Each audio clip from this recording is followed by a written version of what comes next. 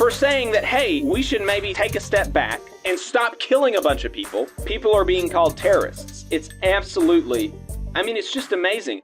Which side are you on? Which side are you on? So Palestine has been a huge news item. I mean, that's basically all people are talking about as far as the news. And it is really amazing how quickly people will be smeared with the with the title anti-Semite, just because you don't think it's good to kill a bunch of civilians. It's bonkers. It doesn't reflect well on the seriousness of the people making those allegations, and it harkens back to the days in the 1950s when anybody who wanted an 8-hour day or a 40-hour work week or a higher wage or more time off was called a communist and blacklisted. It harkens back to the days in after 2001 where if you didn't support the absolute flattening of the entire Middle East by the United States of America, you were considered a terrorist sympathizer. And that's exactly the language that's being used against people who don't believe that Israel should flatten Gaza and that don't believe, at the very least, that our tax dollars should go towards flattening Gaza. Remember, Gaza, the residency, 2 million people live in Gaza, about 50% of which are under the age of 18. These people are obviously not responsible for what happened on October 7th. Obviously so. Obviously so. And people will retort that Hamas is the democratically elected government of Gaza. And so, for one, that's curious to me because I've always been told that Israel is the only democracy in the Middle East. So what, is it Israel and Gaza? Is Israel and Gaza the only democracies in the Middle East? So that's kind of strange. I thought Israel was the only democracy in the Middle East. Okay. But putting that aside, Hamas was elected in Gaza in 2006 in 2006. And so, remember, approximately 50% of the people in Gaza are under the age of 18, right? So they couldn't even vote. Half the population can't vote now, much less could have voted for Hamas in 2006. According to statistical analysis, only 7% of people who currently live in Gaza voted for Hamas. And so you cannot say that these people are responsible for what Hamas does. You can't hold them responsible, and you can't go around willy-nilly murdering them. And another response is that, Israel cares about whether or not they kill civilians. That's the difference between them and Hamas. And I just want to read you a few quotes from members of Israel's government. And then you can tell me whether or not that assertion is true.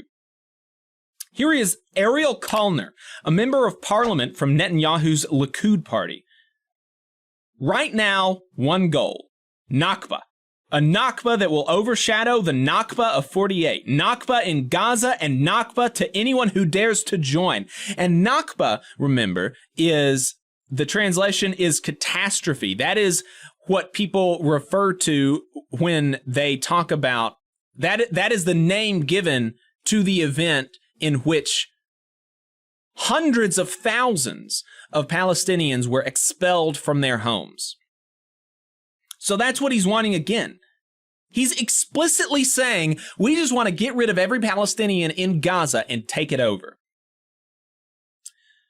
Revital Gottlieb, another parliament member from the Likud party, said only an explosion that shakes the Middle East will restore the country's dignity, strength, and security. It's time for a doomsday weapon, shooting powerful missiles without limit, not flattening a neighborhood, crushing and flattening Gaza.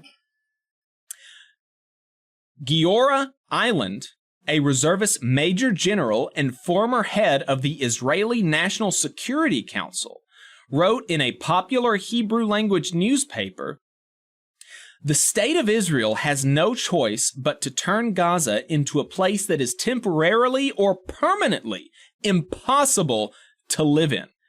Israel needs to create a humanitarian crisis in Gaza, compelling tens of thousands or even hundreds of thousands to seek refuge in Egypt or the Gulf. And indeed, that Israel must demand that the entire population of Gaza will either move to Egypt or move to the Gulf.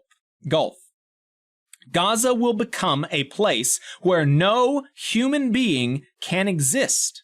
Here's another quote. Minister of Foreign Affairs Eli Cohen said, "At the end of this war, not only will Hamas no longer be in Gaza, the territory of Gaza will also decrease."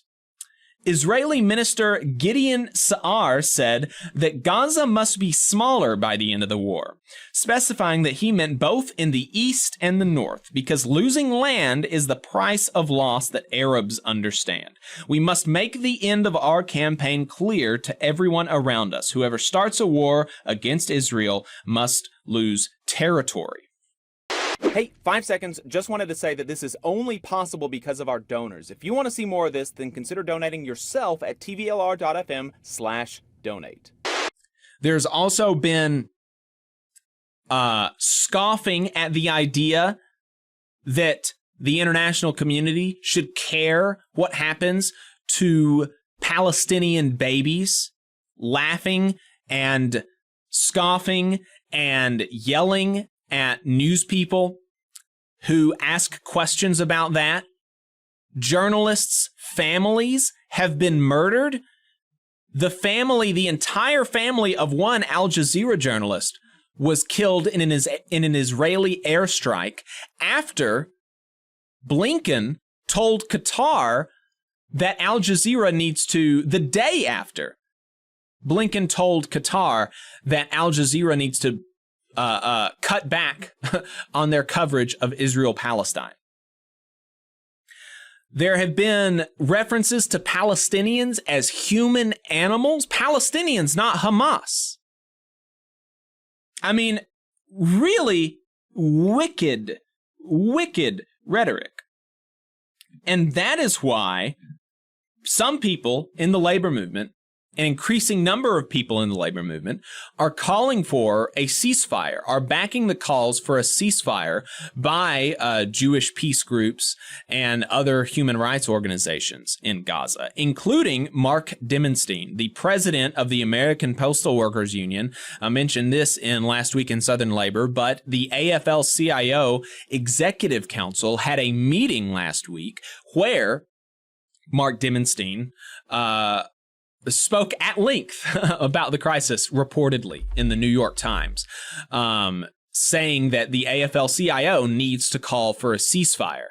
And indeed, that is what Palestinian trade unions have called on labor internationally to call for. Palestinian trade unions have called on trade unions across the world to no longer to cease shipment and production of arms and weapons that are slated to be sent to Israel. And they have called on labor internationally to call for a ceasefire in Gaza. The bombing campaign in Gaza has now killed 7,000 people, about half of whom are under the age of 18. I mean, they have bombed the building beside and thus damaged the structure of the third oldest church in the world, killing Christians, the relatives of former congressional representative Justin Amash. People forget that, but Palestinians are Muslims and Christians and some Jews that Israel is killing. And for saying that, hey, we should maybe take a step back and and stop killing a bunch of people, people are being called terrorists. It's absolutely, it's just amazing. Especially, additionally, when you consider, another thing to consider is that Hamas recently released a conditions for the surrender of the hostages. The condition for the surrender of the foreign-born hostages is just a 5-day ceasefire. 5 days of no bombs in Gaza. Again, and remember, the Palestinian people have no control over what Hamas does. There are no elections. They have no way to control what Hamas does, which is why the destruction of Gaza is a war crime, is collective punishment. Because, even if the people in Gaza had a say over what Hamas does, it would still be something like collective punishment because, people in the United States voted in 2004 for George Bush, but that would not have given people the justification to murder a bunch of American civilians. And so it is even more unacceptable and unjustifiable to do the same to Palestinian civilians who have no say over the governing body. It's just really, really insane. And so Hamas has said 5-day ceasefire, foreign-born hostages will be let go. To get for the Israeli hostages, they have said that, let's pull this up. Oh, well, I thought I had it. I can't remember what it was for the Israeli hostages, but it was, I do not remember it being something insane, something that seems unreasonable. Which is obviously, it's not in any at all remote defense of Hamas or what they did on October the 7th. This is just to say that the Palestinian people are not responsible and that not only is it not justifiable to murder them and ethnically cleanse the region, kill a bunch of babies, it is in fact going to be the breeding ground for either the next generation of Hamas recruits or something very similar, if not worse, to Hamas. Because how would you feel if a government kills your entire family that had never done anything to harm the government that killed your entire family? What would that do to your psyche? And people pretend not to understand that. People pretend not to understand that. You just saw a clip from the Valley Labor Report. We are live every Saturday morning from 9:30 a.m. till 12:30 p.m. And we pride ourselves on keeping all of our content free to everybody so that we can talk to as many working folks as possible. If you support the work that we're doing, you think that it's important, you think that it's good, then consider making a monthly contribution to the project, and you can do that on our website, tvlr.fm.